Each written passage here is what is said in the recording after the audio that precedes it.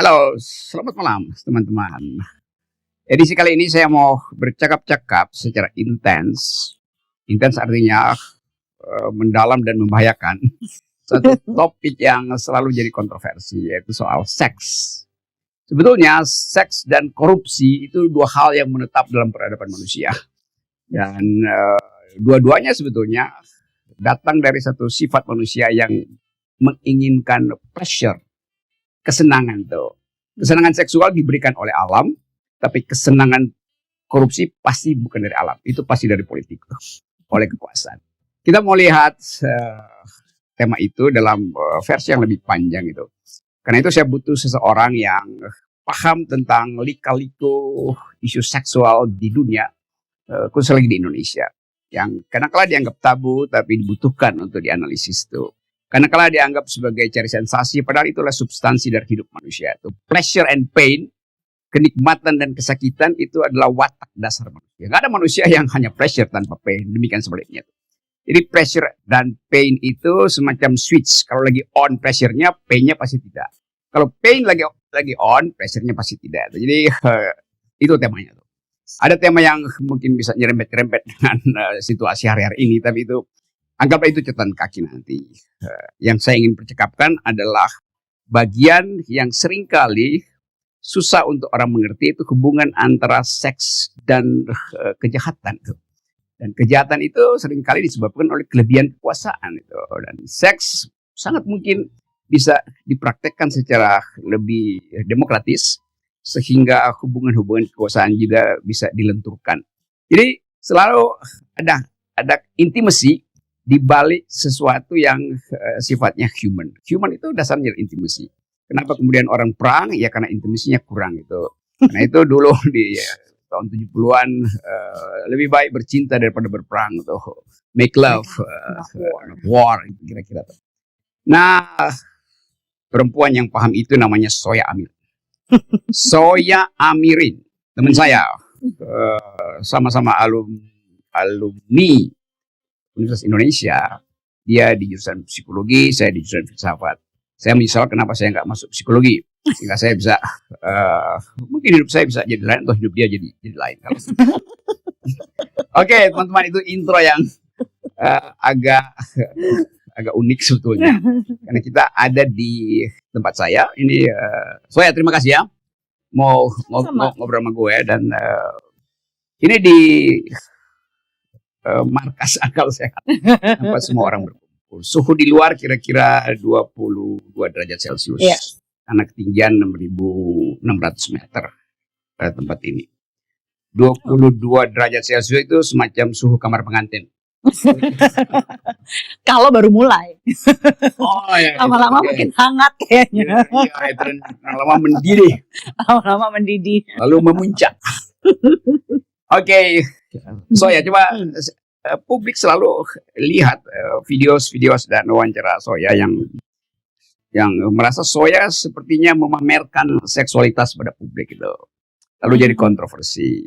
Padahal saya tahu Zoya ditrain dalam ilmu psikologi, dan sexual knowledge-nya itu didasarkan pada analisis akademis tuh, dan certified di dalam counseling atau apa aja tuh. Jadi hari ini saya mau terangkan pada kita, sebelum saya kulik-kulik lebih jauh, sebetulnya apa ada pengalaman yang lebih berbahaya sehingga dia kita kan berbagi pengalaman. Yes, okay. Berbagi beberapa kenikmatan juga bisa. Saya tolong mulailah menceritakan apa sebetulnya problem utama sehingga orang Indonesia itu seperti tabu pada seksualitas. I think mungkin yang paling esensi itu adalah culture ya. Culture matters. Culture itu matters ya, karena culture, belief, karena masalah terbesar khususnya di Indonesia ya gitu. Kalau dalam culture pasti ada tradisi, ada agama. Ada agama, ada keyakinan, terus ada mitos. Oke, itu paling menarik. Itu kan ya. Nah, kadang-kadang beratnya itu adalah kalau misalnya sebagai akademisi memberi edukasi gitu ya, bahwa ini nih seperti ini. kalau udah urusan seks, orang itu kebanyakan akan lebih percaya pengalaman kasuistik orang lain. Jadi pengalaman yang sebenarnya kalau misalnya pengalaman yang kadang-kadang bisa di exaggerate, dibesar-besarkan, kadang-kadang enggak. Kan pengalaman orang lain lebih banyak dinikmati sebagai gosip sebetulnya. Iya, dan pengalaman orang lain belum tentu ketika dilakukan sama persis oleh orang lain itu belum tentu sama rasanya. Okay. Karena kan sebenarnya seks yang paling nikmat itu adalah pengalaman-pengalaman seksual yang paling nikmat adalah pengalaman-pengalaman yang bermakna. Apa bermakna artinya pernah capai klimaks atau nggak selalu mencapai klimaks sih. Kan seks it's also about connection. Oke. Gimana Relation, sih kalau connection. kenikmatan itu tanpa connection kan kosong. Hanya menjadi sexual gratification gitu ya, gratifikasi seksual gitu kan. Yang penting kepuasan pemenuhan kepuasan yang cepat aja. Ya kalau Abraham Maslow juga bilang kan itu tidak mencapai aktualisasi diri kan orang-orang yang seperti itu. Jadi sebuah kenikmatan yang hakiki gitu ya adalah pleasure is the measure gitu ya. Ukurannya adalah kenikmatan dan kenikmatan yang diberi makna itu seperti apa. Nah sayangnya orang-orang berpikir bahwa seks itu natural. Dalam konteks nih budaya kita tuh selalu menganggap bahwa iya senatural itu seks sehingga harusnya semua orang udah tahu. Kalau dalam hierarki Abraham Maslow tadi disebutkan, natural artinya dia masih di tahap dasar pemenuhan basic needs itu. Basic. Okay. Basic needs itu kebutuhan paling dasar dari Abraham Maslow kan adalah makan, minum, dan seks. Seks di sini bukan berarti koitus, bukan berarti hubungan seksual, tapi seks juga adalah ekspresi seksual.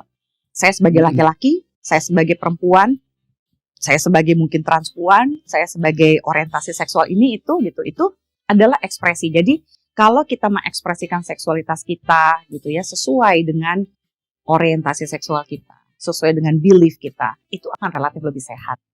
Jadi seks itu tidak semata-mata adalah hubungan intim, senggama, that's it gitu. Itu malah justru tidak memenuhi hakiki dari si seks itu sendiri. Kalau pada manusia, tujuan seks itu ada 3. 1 adalah untuk bikin anak, ya, adalah reproduksi. Kedua adalah rekreasi, yaitu untuk bikin enak. Karena nggak semua orang yang punya anak bisa bikin enak kan, gitu kan. Karena ada orang yang suka gini, aduh Mbak Zoya nggak lihat anak saya udah berapa nih kan, saya pasti oke dong seksnya. Enggak Pak, itu cuma artinya Bapak bisa bikin anak, tapi belum tentu Bapak bisa bikin enak. Jangan-jangan dia punya anak 4, seumur hidup pernikahannya cuma 4 kali hubungan seks, belum tentu enak kan, tapi bisa bikin anak. Gitu. Jadi harus bisa kalau bisa bikin heboh, ada juga yang bikin heboh. Jadi bisa reproduksi, rekreasi, dan yang terakhir yang sering kali dilupakan kebanyakan orang adalah relasi. It's about connection. Apakah setelah silaturahmi kelamin ini, gitu ya, saya merasa bahagia. Kenapa saya merasa mesti dicintai. disembunyikan istilah itu? Mesti pakai silaturahmi kelamin. Iya, biar lebih kelihatan bahwa kalau silaturahmi itu pakai permisi, jadi ada konsen. Oke. Jadi itu bukan disembunyikan, justru itu ditunjukkan bahwa mesti silaturahmi dulu. Kamu mau nggak? Iya mau. Kamu juga mau? Mau. Yuk kita konsen gitu. Kan kalau tidak ada konsen, even dalam pernikahan juga bisa terjadi marital rape. So it's all about consent. Nah, ketika memberi makna adalah what is it mean? How deep intimacy itu di dalam relasi itu diukurkan oleh apa itu? Intimacy itu misalnya gue udah dapat tuh intimasinya gue dapat itu, vibes-nya gue dapat, healing-nya gue dapat. Lalu kita sebut intimasi kita dapat sama-sama. Kan seringkali kalau orang cuma sebut relasi ya basisnya bukan intimasi kadang-kala. Iya. Seks dan cinta itu adalah 2 hal yang berbeda. Nah ini coba dia. Ya. Karena kalau misalnya seksnya enak banget belum tentu cinta kan. Oke, yes. Ada orang yang cinta. Oke. Coba abstraksikan melalui pengalaman. Lebih konkretnya kayak gimana gitu ya. Jadi gini, orang kan selalu bilang, wah dia itu seksnya enak banget gitu, pasti dia cinta sama saya. Belum tentu. Seks itu kan juga bisa adalah sebuah performance. Kita bisa pergi ke Patpong di Thailand, kita bisa pergi ke Red Light Area di Rokin and Damrak di Belanda, ya. Itu kita bisa melihat segala macam performa seks, ya. Coba pinjem ini. Apa nih ada? Technicality. Gak mau ngaku. Mentang-mentang buku kita sama. Ya, jadi ini adalah technicality. Yes. Semua posisi hubungan seksual ini ya, yang ada berbagai macam gaya, ini memampukan orang untuk bisa menikmati seks. Tapi gitu ya, ini adalah pleasure nih. Kalau melakukan dengan benar, technically it's right, pasti dapat pleasure-nya. Tapi cinta is another thing. Ya, cinta itu bedanya having sex sama making love. Itu bedanya bersenggama dengan bercinta. Jadi posisi bersenggama bisa dibuatkan grafisnya itu. Tadi itu bisa bisa digambarkan, tapi cinta nggak mungkin digambarkan di situ kan.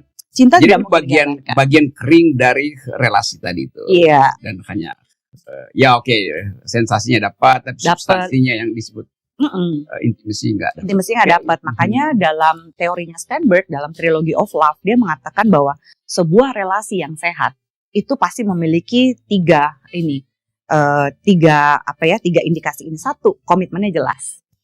Kalau kita bicara komitmen tuh macam-macam zaman sekarang kan. Ada yang ini buat mungkin bagi para millennials and the gang gitu ya. Jadi kalau jangan rebahan aja. Jadi kalau misalnya cinta itu, kalau misalnya komitmen, orang itu komitmennya mesti jelas. Termasuk komitmennya mau apa nih? Mau eksklusif, mau semi eksklusif, mau casual, semi casual. Ya, eksklusif itu seperti jelas ya, aku pacaran sama kamu, kamu pacaran sama aku. Kita tunangan, kita menikah. Gitu ya. Menikah pun kita tidak boleh berasumsi bahwa komitmen pernikahan ini adalah otomatis monogami. We have to talk about that. Kita harus membahas bahwa tapi itu assuming itu biasanya diasumsikan aja monogami. Itu yang bikin kenapa saya laku di sini. Karena orang berasumsi bahwa kalau kita menikah kita pasti monogami kan. You have to talk about this. Ada orang yang mungkin menikah ingin open marriage, jadi dia punya eksklusif or semi eksklusif. Ada yang mungkin pengen threesome, foursome, open marriage gitu ya. Itu adalah bentuk-bentuk exclusivity. Poligami, polyamori dan polyandry itu juga bentuk-bentuk eksklusif yang harus dibahas dan dikomunikasikan. Lalu ada yang casual. Ya, casual itu termasuk gini, kita ketemu, you are strangers, I'm strangers, kita having sex malam ini, jadilah one night stand. Itu kan juga adalah perjanjian, komitmen. Ternyata enak juga ya seks sama kamu. Kita ketemuan cuma buat seks doang yuk, jadilah FUBU, F-buddy atau sex buddy. Gitu ya. Ntar bisa diiniin aja ya, gitu ya. Fuck buddy atau sex buddy. Lalu, ternyata visualisasinya tolong di Google. Ternyata terus misalnya ini bersahabat, nongkrong, hangout bareng, cocok gitu ya. Terus udah gitu mau nambah nih ke seksual ini. Teman tapi mesra dulu. Teman tapi mesra zaman dulu, zaman sekarang adalah friends with benefit.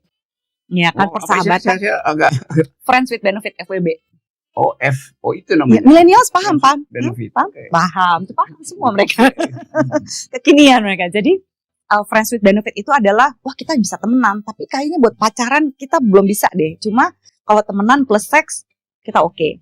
Gitu. Jadi itu semua harus dijelaskan dengan komitmen. Kita nggak bisa berasumsi. Apalagi kalau nggak yang satu baper, gue sebenarnya udah naksir dia, tapi dia maunya cuma FWB-an, gue ngikut aja deh. Nah, terjadilah drama biasanya setelah itu. Itu komitmen kalau katanya ini ya, pertama katanya Sternberg. Setelah komitmen, ini yang kedua itu adalah intimacy. Intimacy adalah bagaimana si individu itu merasa dicintai. Komitmen ini bukan sekedar perjanjian perdata, bukan, tapi semacam perjanjian etis. Yes.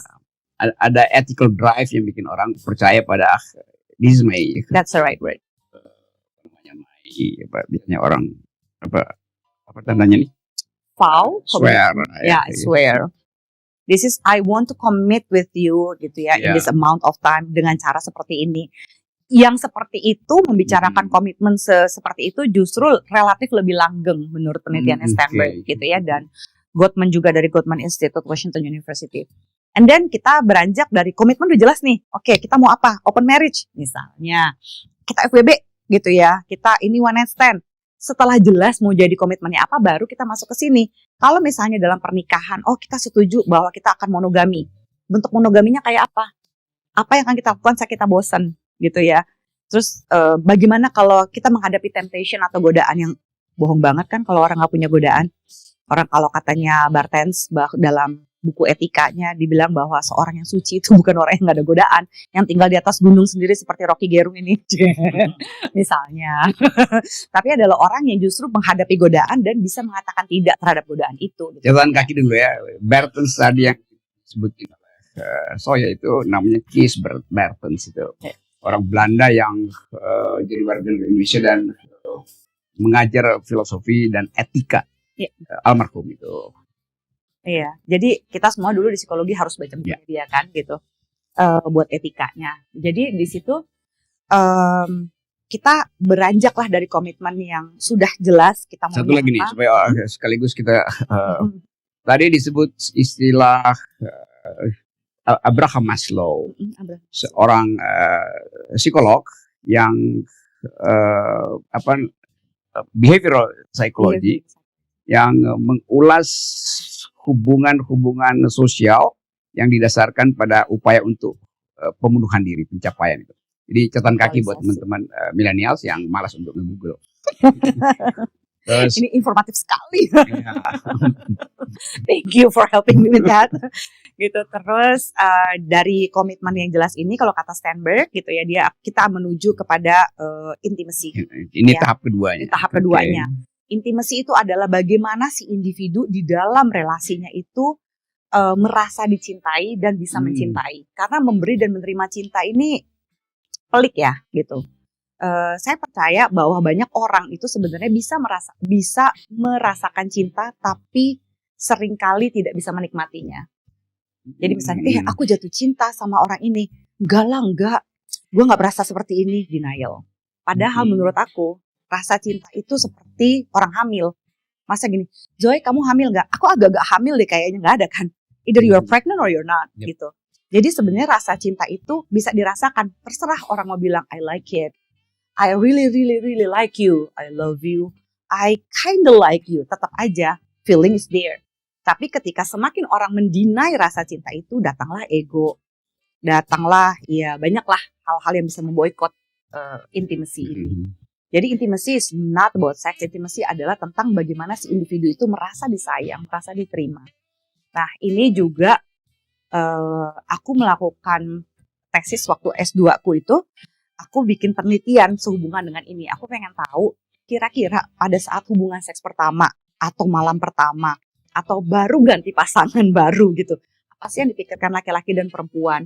Ternyata kebanyakan laki-laki dari berbagai status sosial dan berbagai usia memikirkan pada saat hubungan seks pertama adalah gue mau perform, I want to show off nih, gue bisa kungfu panda nih, gue bisa 360 derajat nih, I can do this and that gitu.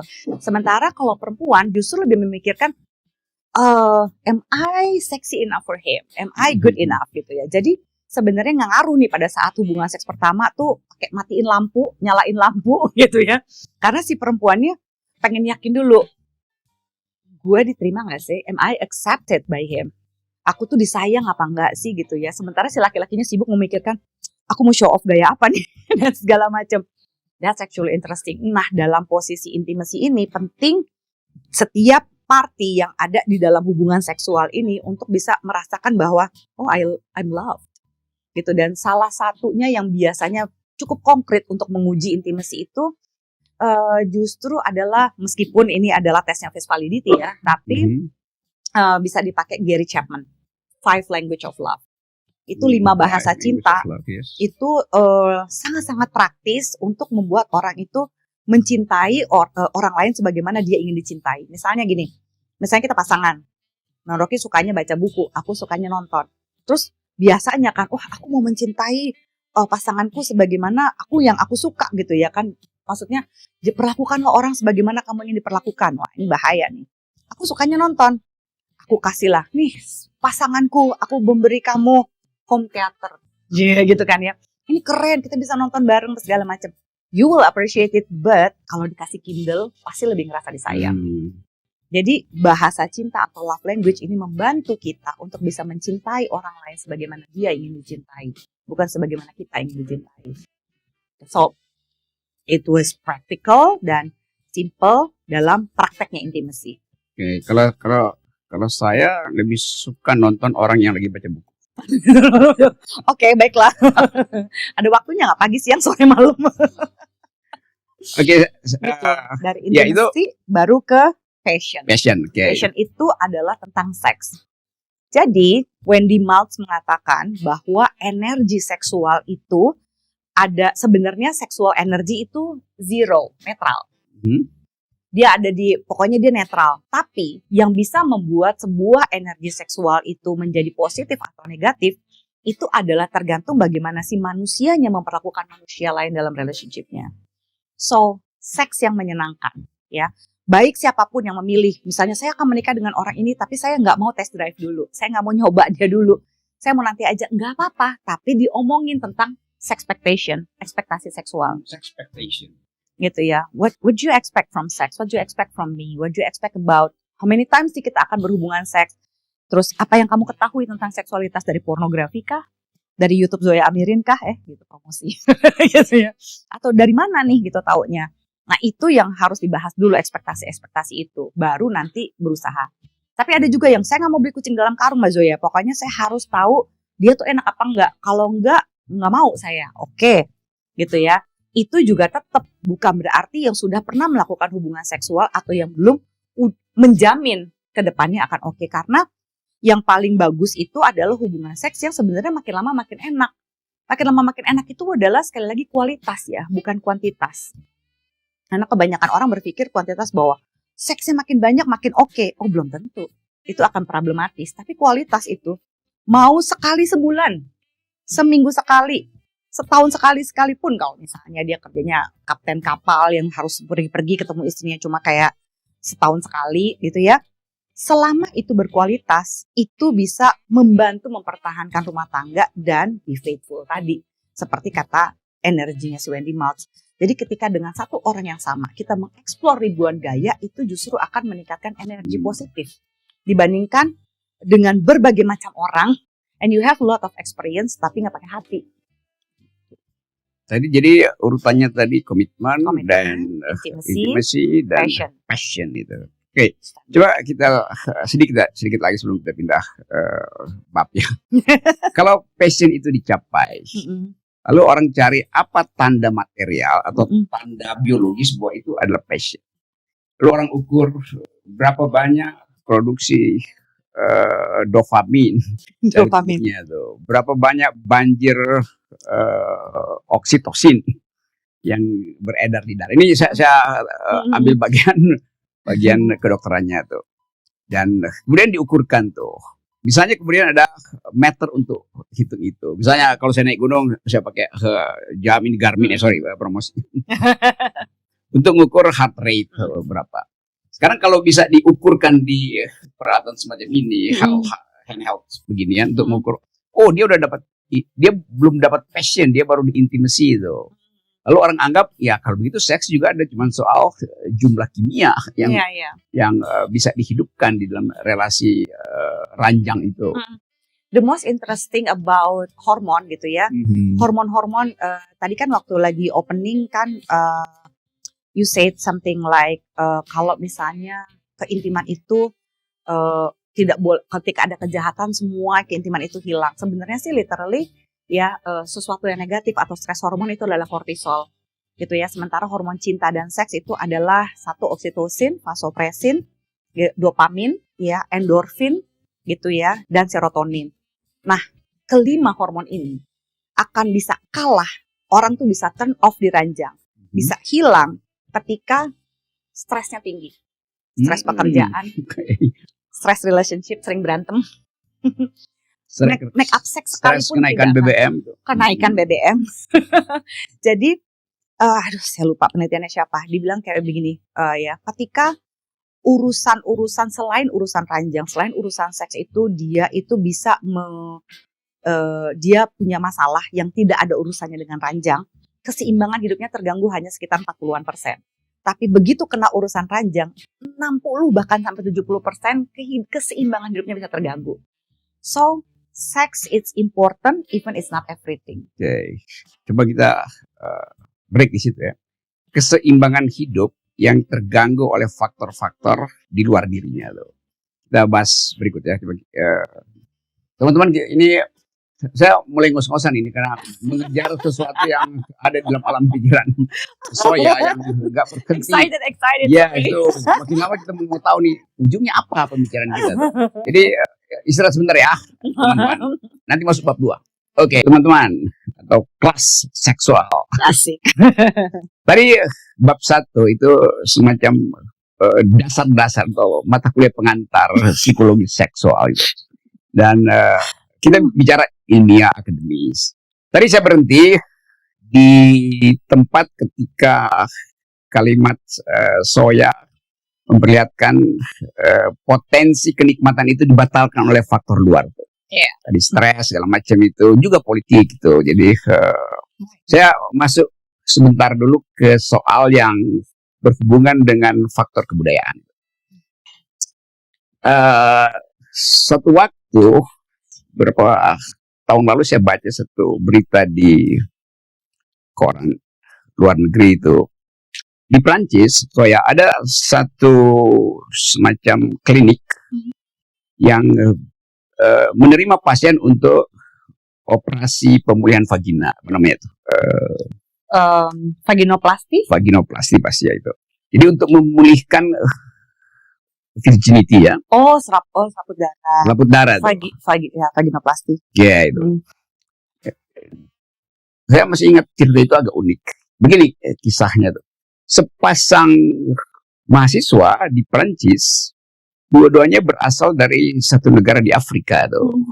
Dan ya tentu pasti dalam bayangan kita, dua mahasiswa dari Afrika belajar di Prancis, lalu mulai mengkonsumsi semacam sensasi sejarah Prancis tentang sexuality, atau mungkin tadi drive, iya itu, atau mungkin stres karena mesti bikin paper segala macam, lalu tiba-tiba mereka pacaran dan tadi intimasi dia dapat, passion dia dapat, endorfinnya banjir endorfin, lalu berhubungan seksual itu. Premarital sex. Yeah. Jadi yang perempuan tidak lagi virgin. Dua-duanya datang ke klinik itu. Ditanya oleh dokternya, mau ngapain? Si perempuan bilang, saya mau memulihkan selaput darah saya itu. Himenoplasti itu. Himen itu artinya selaput darah, teman-teman. Ya. Saya bukan ginekolog. Tapi saya banyak dengar kasus seperti itu. Oke, ceritanya diwawancara lah si perempuan ini, mahasiswi ini. Oke, saya biasa, dokternya bilang oke, kita operasi. Tapi boleh saya tahu buat apa kamu operasi selaput darah itu? Kamu mau menikah? Iya, saya mau menikah itu. Nah, temannya dengan pria yang dia pria yang ini, ya saya akan menikah dengan dia tuh. Bingung sih. Oke. Dokter itu, Anda mau menikah dengan dia, tapi berarti Anda berhubungan seksual tidak dengan dia, saya berhubungan seksual. Interesting. Why? Okay. Nah ini kuncinya di situ. Akhirnya dia bilang begini si perempuan, saya ingin memulihkan selaput darah saya bukan untuk membuktikan bahwa saya masih perawan di depan pacar saya yang ada di depan saya ini, karena memang dia yang memerawani saya. Saya tidak ingin membuktikan berdiri, tapi pada keluarganya saya ingin buktikan. Oh, okay, jadi masih zaman Siti Nurbaya ya? Ya itu, zaman apa itu ya? Jadi bagi si perempuan ini, dia harus buktikan kalau dia pulang ke negaranya, ke kampungnya itu, dan pernikahan terjadi di situ, di malam pengantin dia mesti angkat spraynya bahwa masih berwarna merah, masih ada bercak darah, tanda masih perawan. Jadi itu menunjukkan bahwa ada juga semacam kejahatan di situ. Kejahatan yang terpaksa dibuat karena tuntutan kebudayaan. Jadi kalau nggak perawan pasti nggak bisa kawin. Jadi dia memanipulasi kenikmatan dia yang secara sadar tadi, komitmen dia oke, kita bersetuju. Orang yang sama pula. Orang yang sama pula, tapi dia tahu bahwa ada lingkungan yang tidak bisa terima dia tuh. Iya. Oke. Tapi itu juga masih banyak loh daerah di Indonesia yang kayak begitu loh, Bang. Ya itu oke. Sekarang saya ambil kesimpulan, ini kesimpulan saya bahwa dia mempermainkan sebetulnya dia mempermainkan kebudayaannya kan dia menipu kebudayaannya kan. Karena dia nggak bisa jujur, maka dia manfaatkan teknologi operasi vagina untuk manipulasi dirinya sendiri. Oke, itu satu peristiwa. Ya. Ada peristiwa lain di Los Angeles. Los Angeles juga ada klinik yang sama itu. Yeah. Tapi klinik itu justru kalau lagi Valentine rame bukan oleh remaja, rame oleh pasangan itu. Terutama ya istri itu dia operasi plastik itu memulihkan virginity-nya hanya untuk ngeprank suaminya di malam Valentine, sehingga suaminya kayak itu masih perawan itu ya.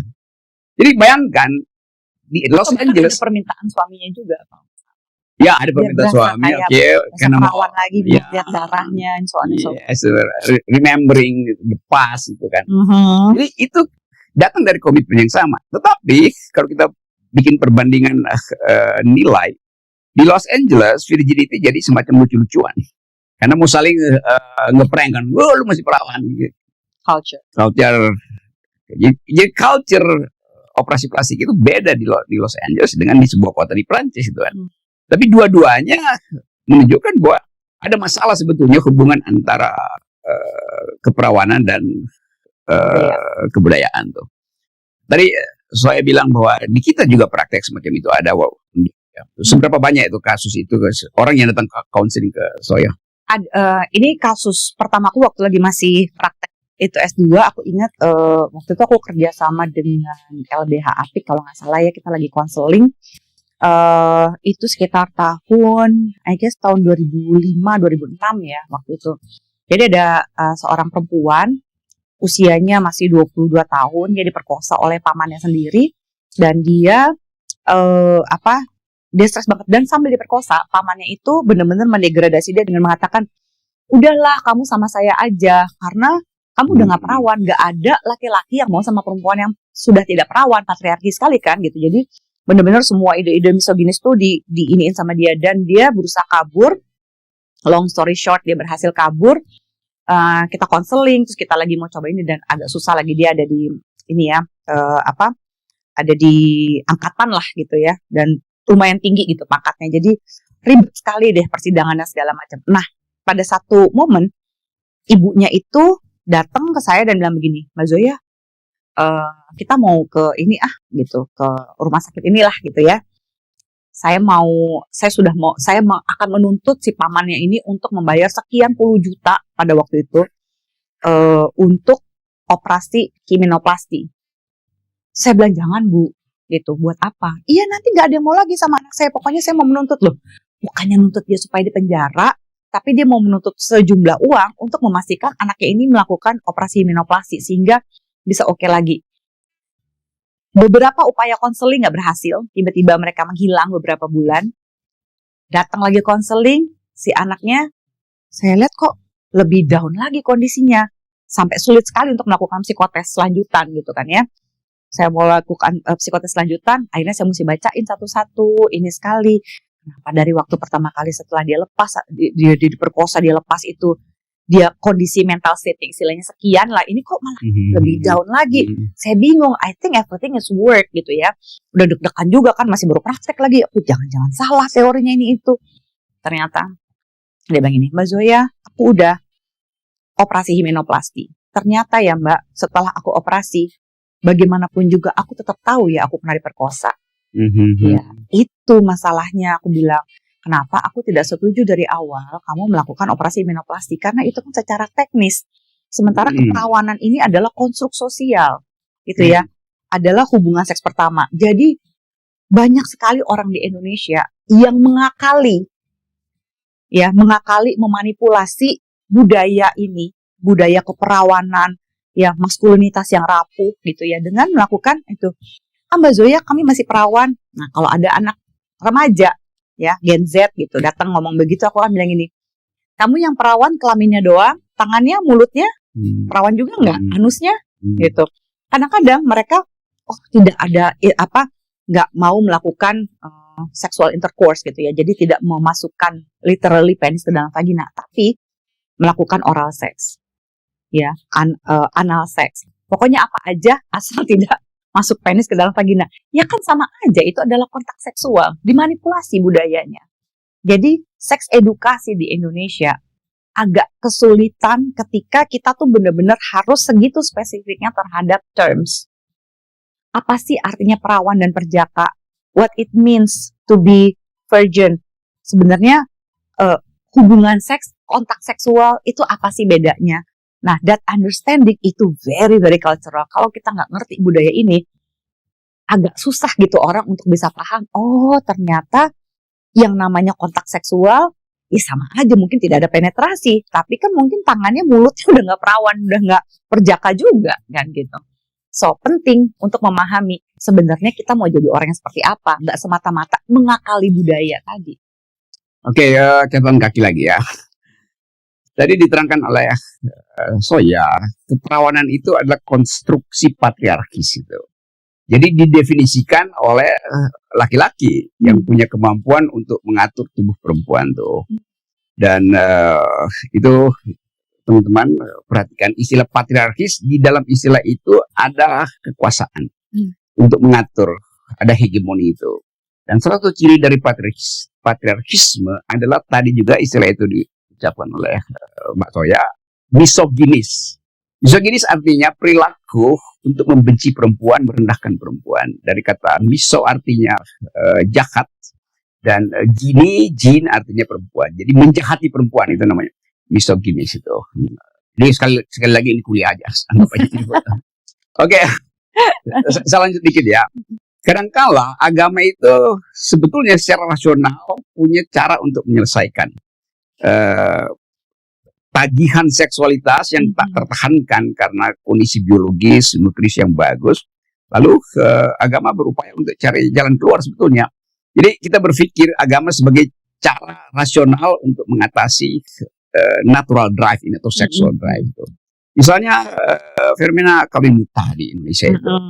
Dan sangat mungkin itu juga semacam di economy of sexuality itu kan. Ya. Dalam arti lebih baik itu daripada dicerca oleh seperti dihina semua orang. Yes, itu. Pandangan Soya.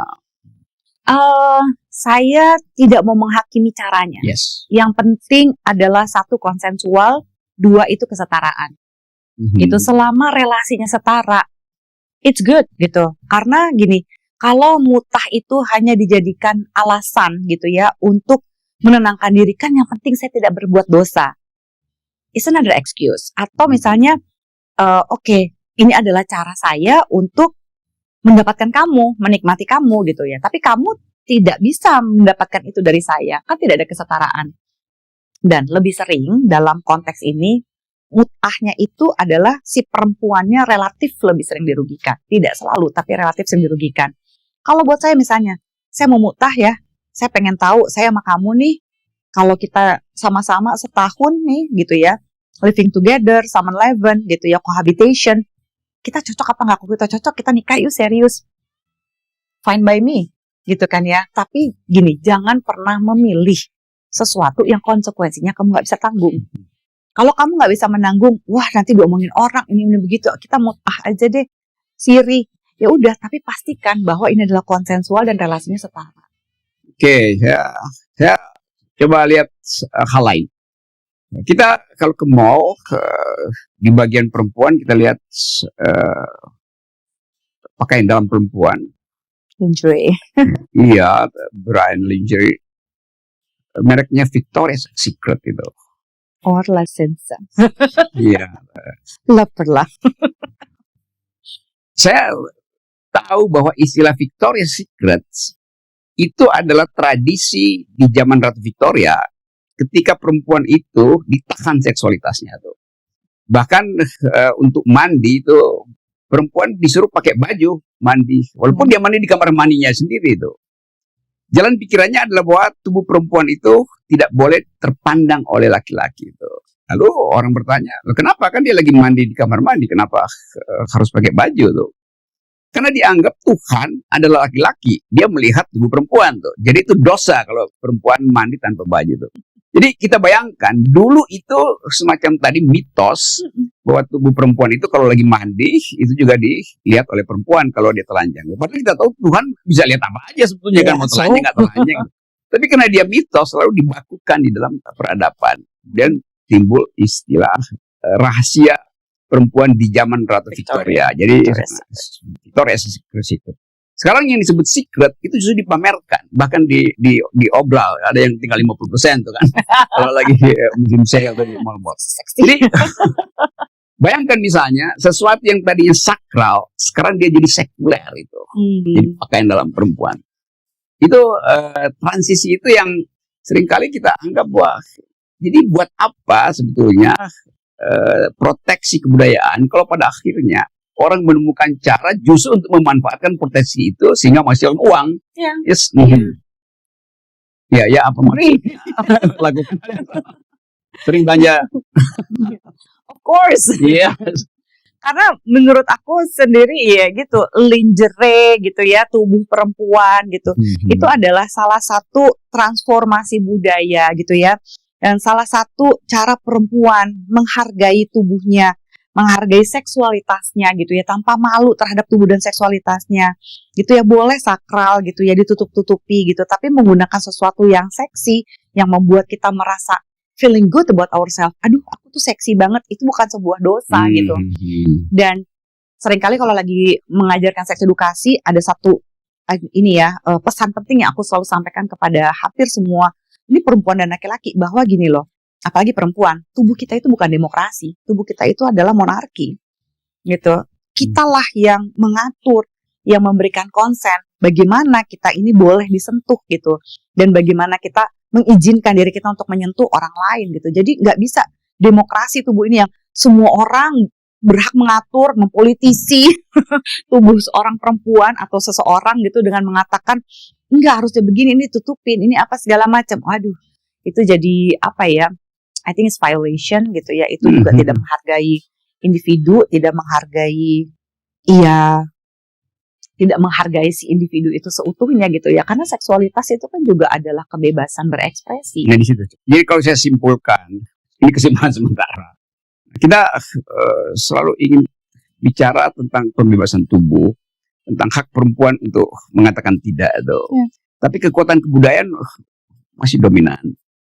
Dalam keadaan semacam itu, Indonesia ada di dalam keraguan-raguan untuk mengucapkan secara total bahwa negara harus menghargai semua pengalaman warga negara. Yes. Termasuk pengalaman seksual yang mungkin sekali itu bertentangan dengan dalil kebudayaan secara lebih umum.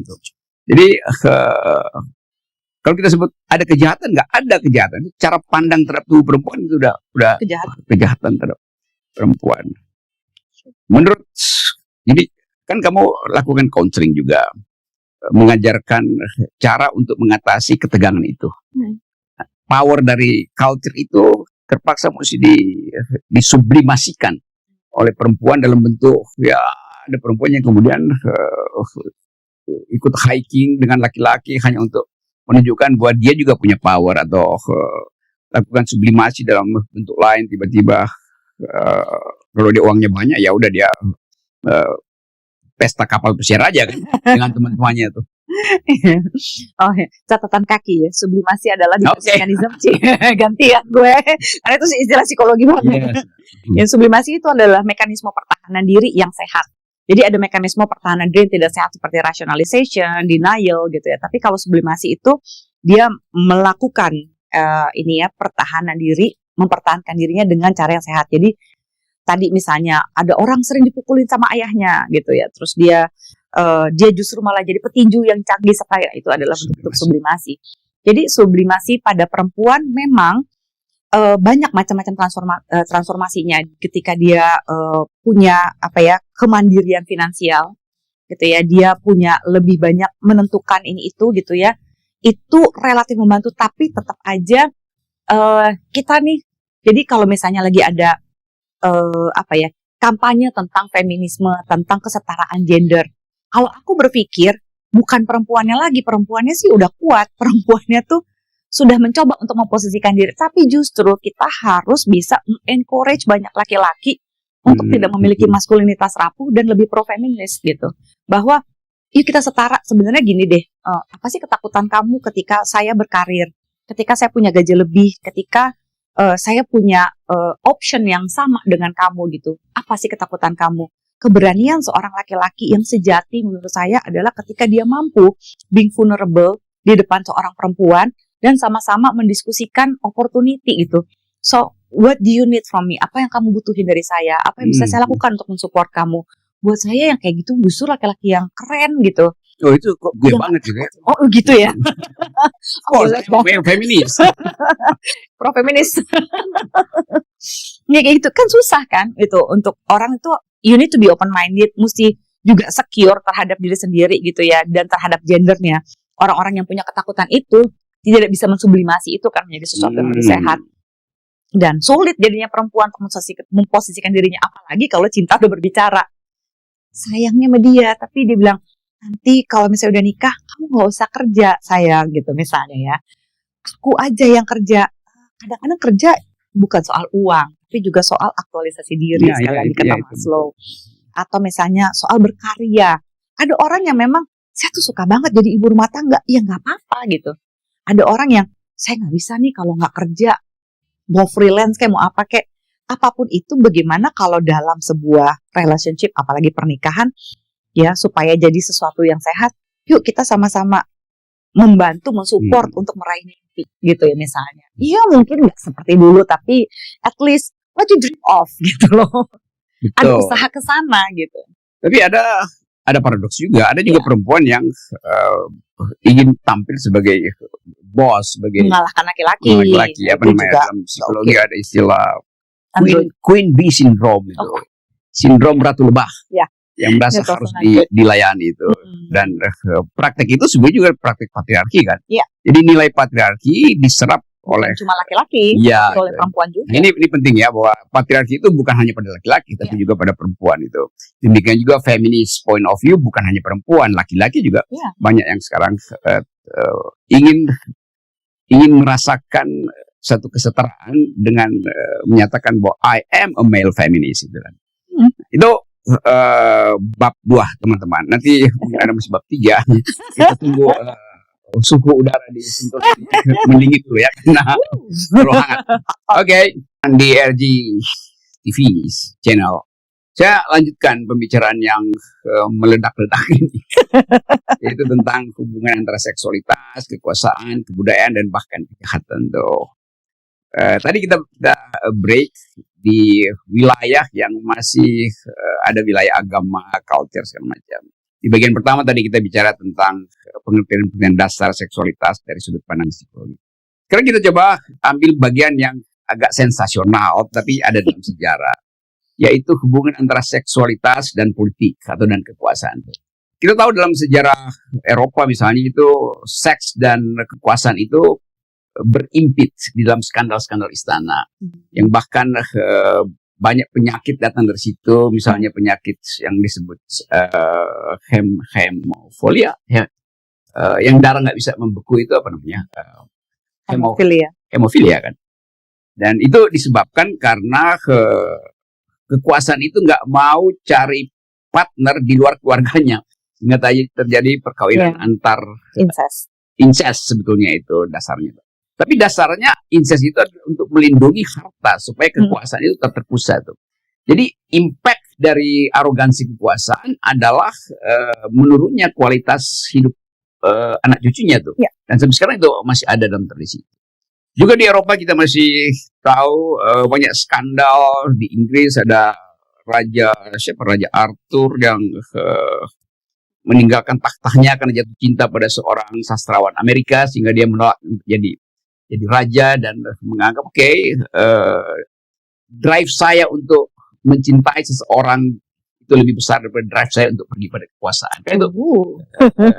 Ada Lady Di yang kemudian jadi meninggal 97. Iya, itu semua orang tahu. Di Amerika ada soal Monica Lewinsky yang nyaris menjatuhkan Presiden Bill Clinton pada waktu itu. Jadi seks dan kekuasaan seolah-olah hal yang di Indonesia dong. Seks dan para raja. Oh, di Indonesia itu. Raja-raja zaman dulu. Raja-raja zaman dulu juga aktivitasnya adalah ranjang aja tuh. Dan bahkan pindah-pindah ranjang dan memanfaatkan kekuasaan dia untuk bahkan merampas istri satpamnya kalau sekarang itu. Bawahannya. Istri bawahannya itu. Tapi itu dianggap sebagai perhambaan atau hak dari raja itu untuk merampas istrinya karena dianggap itu properti kerajaan segala macam. Nah, arogansi itu yang kita tahu skandal Amangkurat I, Ken Dedes dan siapa namanya nih yang menusuk Tunggul Ametung, kayak itu Ken Arok. Jadi seluruh peradaban sebetulnya dari timur ke barat, dari utara ke selatan, dari merdeka barat ke merdeka selatan, itu positif. Kekuasaan itu selalu dihuni oleh semacam sensasi seksual itu. Nah, bagian ini mengingatkan kita pada peristiwa-peristiwa lain yang baru-baru ini aja dalam kehidupan politik. Tapi yang ingin saya percakapkan dengan Zoya adalah apa yang bisa kita ucapkan untuk memperkuat daya tahan terutama the girl power ini kan, supaya kita mengerti bahwa memang misoginis, junto patriarkisme itu masih beroperasi di kita, dan pertahanan mental, pertahanan fisik bahkan atau pertahanan pengetahuan dari millennials kita itu kadang-kala easy going aja tuh, anything goes tuh. Padahal sebetulnya di dalam kondisi anything goes, patriarki justru masih bisa memanfaatkan kerakusan birahinya tuh. Oh iya. Dan itu yang saya kira begitu terjadi kasus, lalu orang baru bukan sekedar misal, tapi menganggap bahwa dia pernah berbuat salah. Sebenarnya sih di sini letaknya itu sekali lagi adalah konsensual ya. Konsensual itu adalah persetujuan kedua belah pihak. Ini juga masalah boundaries gitu ya. Konsensual itu gini, kita tidak bisa konsensual itu adalah affirm ya, sesuatu yang pasti iya gitu ya. Diam bukanlah consent. Pakaian seksi bukanlah persetujuan ya. Ketika saya mabuk gitu, bukanlah persetujuan untuk bercinta. Ketika kemarin pada jam yang sama saya ingin bercinta dengan posisi ini, bukan berarti hari ini saya ingin bercinta dengan posisi yang sama gitu. Jadi konsensual itu benar-benar bisa dimintakan setiap, jadi semua transaksi kan gitu ya. Pembicaraan, persetujuan itu jelas, misalnya oke, aku mau having sex dengan kamu, aku mau melakukannya ini, begini caraku gitu, this is what I want gitu.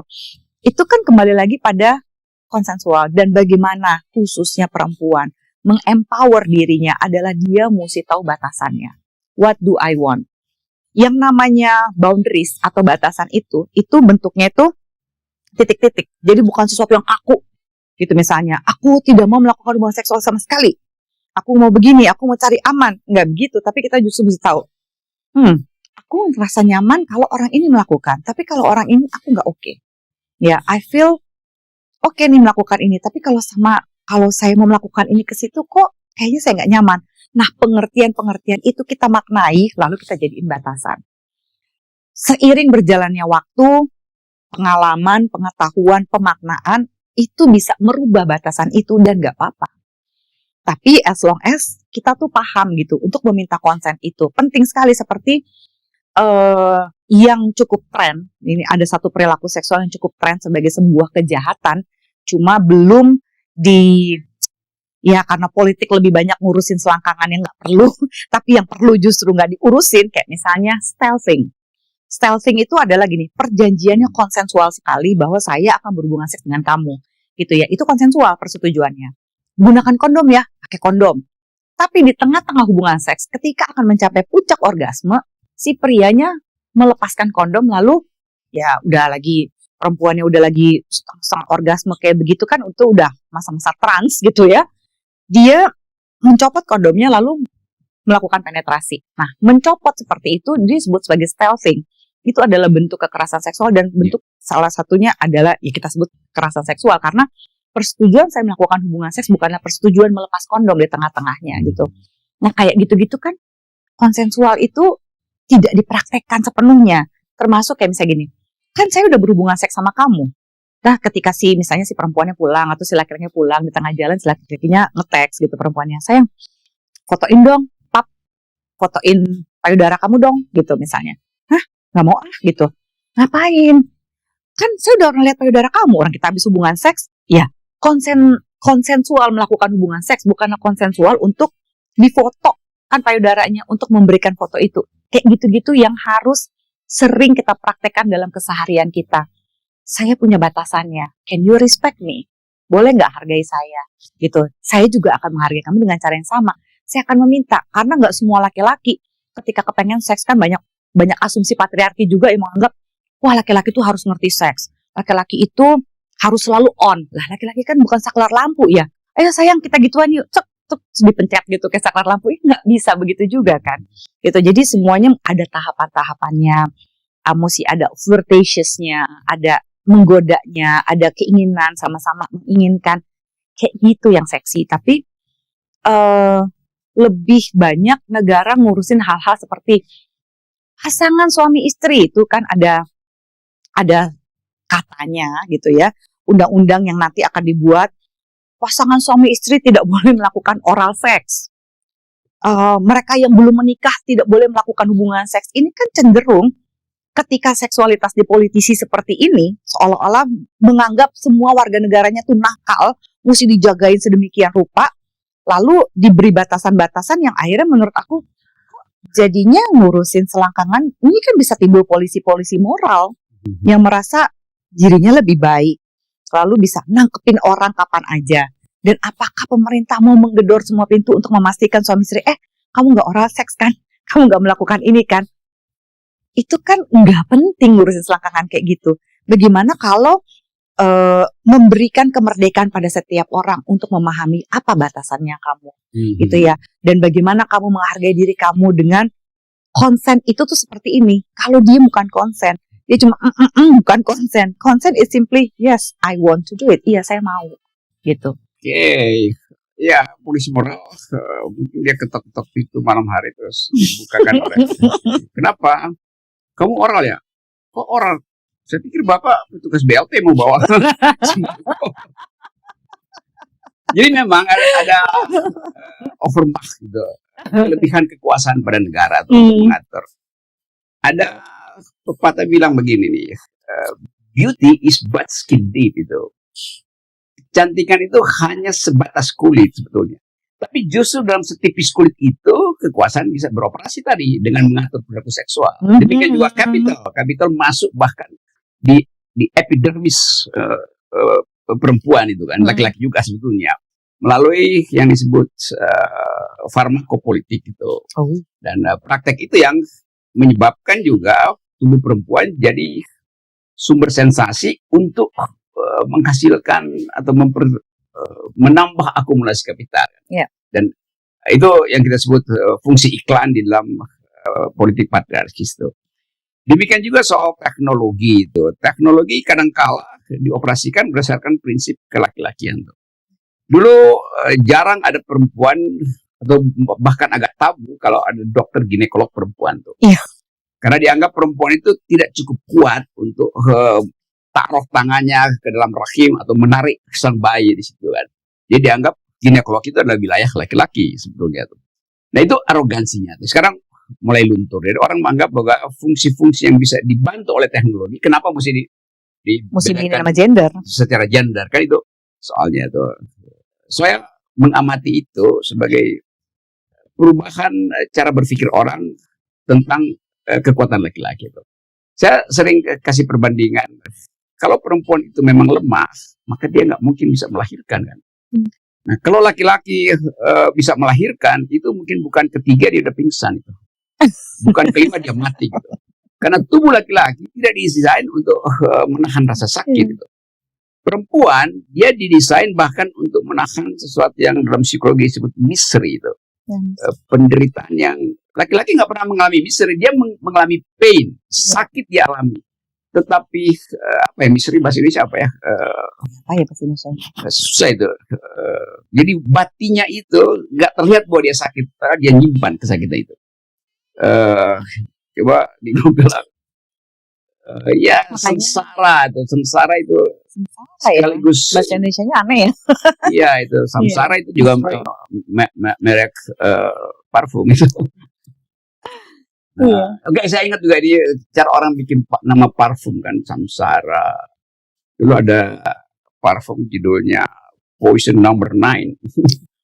Racun Oh, iya. 9. Termasuk ada filmnya tuh. Iya, itu ada Love lagunya juga. Potion. Love Potion Number 9. Love Potion kayak itu Eagle kalau nggak salah. Saya balik tadi pada soal industri yang justru menjahati tubuh perempuan itu dengan mungkin setelah 2-3 kali produk 15 tahun baru disadari bahwa itu sebenarnya merusak tubuh perempuan itu kan. Misalnya Lancome dulu menarik produk-produknya karena komplain dari masyarakat konsumen internasional tuh. Nah, kita mau lihat di situ bagaimana tubuh perempuan itu mengalami kejahatan justru oleh kapital. Ya. Tentu lebih jauh dari itu. Bagaimana tubuh perempuan dioperasikan untuk menyehatkan seorang laki-laki yang sedang disiksa oleh kapitalisme. Kalau ada buruh misalnya mengalami eksploitasi di Tangerang, lalu dia pulang ke rumah, lalu dinasihati oleh istrinya, iya udah ayah sabar aja, toh nanti akan ada pembalasan di akhirat itu. Lalu matinya kemudian pulih lagi, dia pergi lagi kerja, dieksploitasi lagi oleh kapitalisme itu. Jadi bolak-balik ada semacam circular error di dalam peradaban kita yang memungkinkan patriarkisme itu tumbuh terus kan? Iya. Ya. Dan makanya kita nih yang benar-benar punya peran ya paling besar gitu untuk udah stop sampai di kita gitu. Ya, let's do something about it gitu ya. Belajar menghargai orang yang kita cintai, orang yang ada di sekeliling kita. Siapa gitu? Ibu kita, ayah kita gitu ya. Mungkin pasangan kita, adik kakak gitu ya, teman kerja kita gitu. Dan itu kita harus mulai dari hal-hal yang simpel dan praktis sehari-hari gitu. Kayak misalnya gini kan, nggak bisa patriarki itu letterless gitu dikatakan, oh ya kan kalau misalnya mau kesetaraan gender, perempuan juga mesti angkat galon. Bukan kekuatan seperti itu gitu ya. Maksudnya mari kita melakukan sesuatu sesuai dengan kapasitas kita. Yang jago masak ya masak aja di rumah. Bukan, masakan itu adalah basic skills gitu misalnya. Kayak misalnya you can cook, I cannot gitu kan misalnya. Kayak udah yang lebih jago masak ya memasak gitu. Yang lebih suka membersihkan misalnya piring, ya udah dia yang membersihkan piring gitu. Nah, kesetaraan kayak gitu yang harus dipahami dulu bahwa yuk kita mempraktekkan itu dalam keseharian kita. Basic skill adalah basic skill, itu tidak ada hubungannya dengan relasi gender gitu. Nah, ketika kita mencoba menghargai itu, kita juga makin lama akan menghancurkan patriarki, termasuk gitu hal-hal sepele yang kelihatannya sepele adalah dengan tidak menambah rape culture gitu ya. Misalnya dengan bercandaan-bercandaan yang seksis. Ya, boys will be boys. You know, ya gimana sih, gak adalah laki-laki dilecehkan. Ya ada dengan bilang, aduh kamu ganteng banget sih, rasanya rahimku jadi anget. Itu kan adalah pelecehan seksual pada laki-laki gitu ya. Laki-laki mah gak apa-apa. It's only sexual harassment if if they are ugly. Kalau misalnya ganteng, kalau misalnya cantik, pasti gak merasa dilecehkan kan. Nah, penambahan ini akan mengakumulasi karena sebuah kejahatan seksual, pelecehan seksual, perkosaan tidak pernah terjadi dalam satu malam. Tapi karena ada kayak gini ya, ada tidak pembiasaan, pembicaraan gitu ya, konteks kesetaraan gender gitu ya, batasan, termasuk juga tidak memupuk red culture ini di dalam keseharian kita gitu. Semakin hal-hal kecil sepele, misalnya ada orang yang bercandanya seksis, yang ketawa gitu. It's hard, tapi kalau kita mau mulai dari sana, kita tidak akan mudah dipolitisi, dipermainkan sama budaya gitu ya, sama pemerintah yang mengudak-ngudak selangkangan kita. Itu. Because it's not okay. Dude, come on. Mudah-mudah. Dan bahkan rahim perempuan itu kan jadi objek patriarki. Yes. Diatur sedemikian rupa sehingga si ibu kehilangan akses pada bayinya misalnya. Sekarang untuk mengetahui misalnya detak jantung si bayi harus ada dokter anak. Padahal sebenarnya detak jantung bayi sama dengan detak jantung si anak kan. Yeah. Untuk mengukur suhu juga begitu. Bahkan untuk menganalisis pergerakan bayi itu mesti pakai USG gitu kan. Jadi itu sebetulnya ekstensi dari laki-laki yang dalam pengertian ini kita sebut kapital. Mesti ada peralatan yang mahal supaya industri kesehatan reproduksi itu tumbuh. Tapi itu oke, itu hal-hal yang mungkin membuat kita untuk menganalisa kembali bahwa seks dan kekuasaan, seks dan kapital itu adalah bagian yang masih membuat kita merasa tidak nyaman karena otonomi tubuh kita seolah diatur oleh kekuasaan, diatur oleh kapital. Dan kita tahu bahwa soal-soal ini itu dari kita tahu ilmu pengetahuan, perempuan sudah direndahkan itu. Seorang filsuf yang diagung-agungkan dunia namanya Aristotle, dia bilang begini, perempuan itu adalah anak-anak yang bertumbuh besar itu. Jadi dianggap ia nggak bisa berpikir karena dia tetap anak-anak walaupun tubuhnya tumbuh. Jadi pelecehan pada perempuan itu udah dimulai dari zaman ketika filsafat itu diaktifkan, dan orang menganggap soal itu masih berlanjut sampai sekarang. Aku kira mau nge-quote Foucault. Ya, itu agak berat. Oke, ada filsuf yang kemudian mengolah kasus ini dan menunjukkan bahwa peradaban bertanggung jawab terhadap pelecehan perempuan. Yaitu yang ditulis biasanya oleh Foucault tentang sexuality and power, dan lain kali kita bicara itu karena itu wilayah yang terlalu berat secara konstruksinya. Tapi kita akan masih bicara dengan Zoya Amirin di dalam program yang berikut. Tapi sekali lagi yang kita bicarakan malam ini adalah upaya untuk mengimbangi sensasi seksual dengan keterangan akademis. Nah, kita bergembira bahwa Indonesia sekarang punya peralatan untuk menghalangi eksploitasi seksual di dalam rumah itu, yaitu KDRT itu. Kan dulu dianggap rumah tangga itu adalah kepemilikan, ownership dari laki-laki itu, dan dianggap bahwa di dalam ownership-nya dia itu perempuan justru diamankan. Karena itu kemudian timbul istilah bahwa perempuan itu adalah ratu di dalam rumah itu. Padahal sebetulnya statistik menunjukkan bahwa lebih banyak perempuan yang tewas di dalam rumah daripada yang di jalan raya, karena disiksa oleh suaminya yang terlambat ngasih kopi digamparin, padahal suaminya capek dieksploitasi oleh kapitalisme, pulang ke rumah ngomelin istrinya gitu. Demikian juga perempuan yang dibentak-bentak oleh pacarnya di tempat kos karena disuruh mengugurkan kandungan segala macam. Jadi rumah yang disebut istana perempuan sebetulnya berubah jadi killing field, dan itu yang hendak kita hentikan. Kekuasaan tidak boleh beroperasi pada tubuh perempuan. Rahim perempuan itu bukan wilayah politik. Jadi hal-hal itu yang akan kita bicarakan nanti. Dan terima kasih Zoya karena telah membawa kita pada satu perspektif akademis tentang seksualitas. Dulu perempuan disebut the unspeakable karena dianggap nggak mampu untuk berpikir, maka nggak mampu bicara. Kalau perempuan bicara, orang akan anggap ini siapa yang ngomong. Dulu mereka the unspeakable, sekarang mereka adalah the unstoppable. Zoya Amirin adalah bagian dari upaya untuk menerangkan itu pada kita semua. Terima kasih, Zoya Amirin. Sama-sama. My pleasure. Thank you. Oke. Boleh minum? Yay. Sesuatu yang menghangatkan. Cheers. Yes.